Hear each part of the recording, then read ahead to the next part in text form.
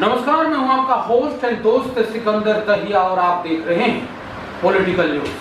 दोस्तों, जैसा कि आपको मालूम है कि पॉलिटिकल न्यूज लगातार राजनीतिक चर्चा करता रहता है और इसी कड़ी में आज हम गोहाना में मौजूद हैं और आज हमारे साथ आवाज फाउंडेशन के चेयरमैन हमारे साथ मौजूद हैं नलिन हुड्डा, जिनसे हम चर्चा करने के लिए यहाँ पर आए। नलिन हुड्डा जी, स्वागत है आपका पॉलिटिकल न्यूज। बहुत बहुत धन्यवाद भैया साहब, आपका भी स्वागत हमारे यहाँ जी। और सर, अच्छा एक बात हम आपको बता दें कि नलिन हुड्डा जो है जेजेपी के युवा नेता भी, एक स्मार्ट लुक है, अपना अंदाज है और आपको शायद दिख भी रहा होगा। तो चर्चा करते हैं, पॉलिटिकल भी चर्चा करेंगे और बहुत सारे सामाजिक विषय पर भी चर्चा करेंगे। सर, सबसे पहला सवाल तो हम आपसे जानना चाहेंगे, जिस तरीके से अभी यहाँ पर बात कर ले, जजपा पार्टी की बात कर ले, सबसे पहले तो हम आपकी जो आवाज फाउंडेशन है इसके बारे में थोड़ा सा जानना चाहिए, इसके बारे में थोड़ा सा हमारे दर्शकों को समझें। आवाज़ फाउंडेशन हमारे द्वारा लगभग 3-4 साल पहले शुरू करी गई थी, जिसमें लगभग पूरे स्टेट में हमारे पास हर जिले से गोहाना में खासकर सबसे ज़्यादा जो वॉलंटियर्स हैं, इसमें हम गांव-गांव जाके अभी जो कोरोना महामारी का जो काल चल रहा था पिछले 3-4 महीने से, उसमें सबसे पहले हमने प्रत्येक गांव में राशन वितरण करवाया। उसके बाद फिर होम्योपैथी की दवाइयाँ जो आयुष भारत सरकार द्वारा प्रमाणित करी गई थी आर्सेनिकम एल्बम करके, वो हर गांव के हर घर में हमने वो दवाइयाँ बंटवाने का काम करा। और अभी हम एक सैनिटाइजेशन व्हीकल तैयार करवा के अपने प्रत्येक गांव को अपनी तरफ से सैनिटाइज करवा रहे हैं, ताकि जितना अंकुश इस बीमारी पर लगाया जा सके उतना हम लोग अपनी तरफ से प्रयास करें। अपनी तरफ से प्रयास करें। अच्छा, बात करने सर, आप जिस तरीके से जेजेपी पार्टी के साथ जुड़ी, युवा चेहरा, लोग भी आपसे आशाएं लगाकर बैठे हैं, तो ऐसे में क्या लगता है जिस तरीके से आपका राजनीति में आना और समाज सेवा के लिए फाउंडेशन चलाना, ये सोच कहाँ से पैदा हुई, थोड़ा सा ये समझें। समाज सेवा और फाउंडेशन के माध्यम से हम जो काम कर रहे थे वो तो आज से नहीं, काफ़ी सालों से हम लोग करते आ रहे हैं। जी। पार्टी में जो एक राजनीतिक एक्टिविटीज़ जो हम लोग कहते हैं, वो जो पार्टी के निर्देश आते हैं, जो पार्टी की अपेक्षाएं हैं अपने कार्यकर्ताओं से, मैं भी एक पार्टी का एक ईमानदार कार्यकर्ता हूँ और उस नाते जो पार्टी रिस्पॉन्सिबिलिटी हमें देती है वो हम लोगों के बीच में जाकर लोगों को पार्टी से जोड़ने का काम कर रहे हैं।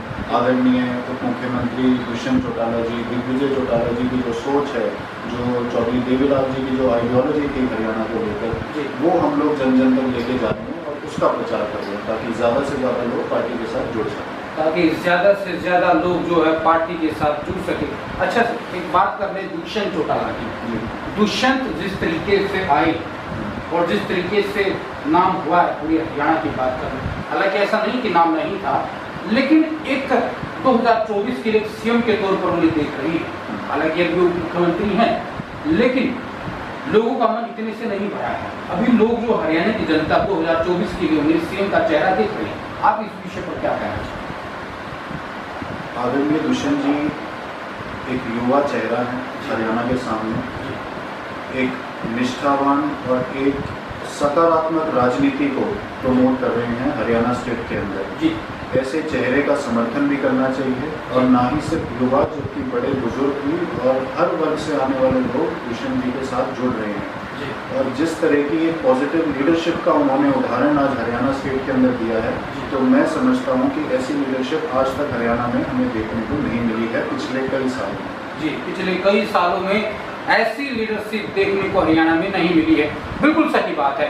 अच्छा नलिन हुड्डा जी, आप हमें ये बताइए, अभी जिस तरीके से बड़ौदा में उपचुनाव होना है और ऐसे में पेच यहाँ पर फंसता है कि आखिर उम्मीदवार बीजेपी से हो गया जेजेपी से, आपसे जानना चाहेंगे आप क्या सोचते हो, किस तरीके का उम्मीदवार होना चाहिए? इसमें मेरी पर्सनल सोच का ऐसा कोई लेना देना नहीं है। हमारी पार्टी के शीर्ष नेता और भारतीय जनता पार्टी का भी जो शीर्ष नेतृत्व है वो बार बार इसी चीज़ को लोगों में भी और पत्रकारों में भी क्लियर कर रहे हैं कि जैसे जैसे समय गुजरेगा, आने वाले समय में दोनों पार्टियों का शीर्ष नेतृत्व बैठ के ये निर्णय लेगा कि कौन सी पार्टी का उम्मीदवार चुनाव में उतारा जाना चाहिए। तो उन्हीं के हाथ में है, उन्हीं को डिसाइड करना है और जब भी ये डिसीजन होगा तो दोनों पार्टी के कार्यकर्ता और दोनों पार्टी की जो स्ट्रेंथ है वो मिलके और इस चुनाव को जीतने का काम करेंगे। इस चुनाव को जीतने का काम करेंगे। जैसे सर, हम भी बड़ौदा आगे का लगातार सर्वे कर रहे हैं और मिली जुली प्रतिक्रियाएं आ रही हैं। हालांकि कई इलाकों में कांग्रेस की बात की जा रही है क्योंकि कांग्रेस की सीट रही है शायद इस वजह से, और लेकिन बीजेपी यहाँ नहीं रही है अभी तक, क्योंकि ये पहले इनेलो के पास थी और फिर कांग्रेस के पास आई। तो कहीं ना कहीं बीजेपी और जेजेपी क्या ये सीट निकालने में कामयाब हो पाएंगे? आपके अनुसार क्या लगता है? ऐसा नहीं है कि बीजेपी की लहर नहीं, बीजेपी की भी चर्चा इलाके में हो रही है, जेजेपी की भी हो रही है, आपके अनुसार क्या लगता है? देखिए, पिछली 3 योजनाओं से यहाँ पर कांग्रेस के श्री कृष्ण हुड्डा विधायक थे, ये सब लोग जानते हैं, उनके परिवार से भली भांति परिचित हैं, आज वो इस दुनिया में नहीं है, हमारा पूरा सम्मान और हमारा आदरणीय है। लेकिन जिस तरह के काम बड़ौदा हल्के में होने चाहिए थे, जिस तरह की उम्मीद लोगों ने लगाई थी, उस तरह के काम ना हुए, ना विकास कार्य हुए। आज कांग्रेस के सभी नेता, चाहे भूपेंद्र हुड्डा जी, भूपेंद्र जी यहाँ आके कहते हैं कि भी विकास नहीं हुआ, विकास नहीं हुआ। मैं ये पूछना चाहूँगा कि पिछले 5 साल चलिए आप भारतीय जनता पार्टी पे वो लगाते हैं कि आपने काम नहीं करवाया। विधायक विपक्ष का था, वो जिस तरह से मांगे उठानी जानी चाहिए, जिस तरह से हल्के की आवाज़ को उठाना चाहिए, उस तरीके से उन्होंने नहीं उठाया।